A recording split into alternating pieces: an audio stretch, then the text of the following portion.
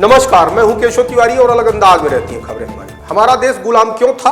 कई बार मैं यह सोचता हूं तो यह लगता है कि जिस देश के लोग अपने हक और हुकूक के लिए जुबान खोलने में भी अपने आप को असहाय समझते हों, मुख्यमंत्री शिकायत प्रकोष्ठ में अपनी शिकायत दर्ज कराने में कमजोर समझते हों, किसी भ्रष्ट नेता को भ्रष्ट लिखने और कहने में संकोच करते हों, चुनाव के समय एक क्वार्टर दारू में बिक जाते हों, 100 रुपए के कंबल में बिकने में उन्हें संकोच नहीं होता और कई बार तो लोग सिर्फ जातिवाद के नाम पर वोट दे देते हैं और यही लोग सही मायनों में समाज के, देश के सबसे बड़े दुश्मन हैं। हमने कई बार अपने वीडियो में यह बात कही है कि आप नेता चुन रहे हैं, जीजा और दामाद नहीं, इसलिए जातिवाद पर नहीं, देश के उत्थान के लिए, समाज के उत्थान के लिए, शहर और अपने जिले की विकास के लिए वोट दीजिए। अब जिले की जनता स्वयं देखे कि जिस हवाई पट्टी की लंबाई पहले से 1800 मीटर थी, उस हवाई पट्टी का नए तरीके से 30 करोड़ रुपए खर्च करके 1200 मीटर का नया निर्माण क्यों कराया गया। और मजेदार बात यह है कि नेता वहां समीक्षा बैठक करने जाते थे, फोटो खिंचवाते थे, तो देखते क्या थे? आखिरकार 1800 मीटर की हवाई पट्टी 1200 मीटर क्यों कर दी गई?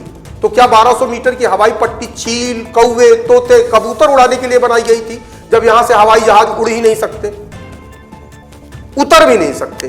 तो फिर इस हवाई अड्डे का मतलब क्या निकला?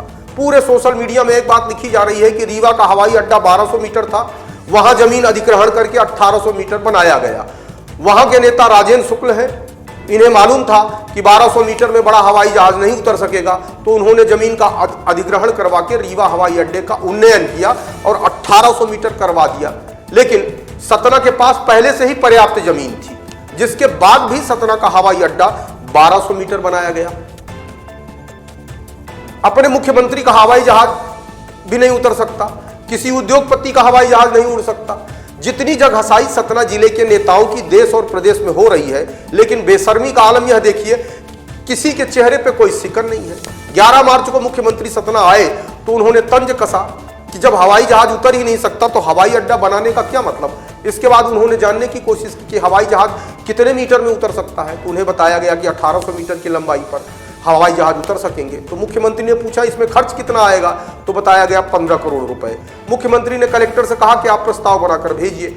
अब मुख्यमंत्री की कृपा और दया पर ही सतना जिले का हवाई अड्डा बड़ा हो सकता है, या यूं कहें कि सतना जिले की कटी हुई नाक यदि मुख्यमंत्री चाह लेंगे तो जुड़ जाएगी। बाकी आप सतना के नेताओं से बिल्कुल उम्मीद मत करिए कि ये आपके लिए कुछ कर भी पाएंगे। हाँ, एक चीज उम्मीद जरूर करिए कि अभी भी हो सकता है कि हवाई अड्डे में जाकर 2-4 बार समीक्षा बैठक करें और फोटो खिंचवा लें और मीडिया में फोटो छपवा लें।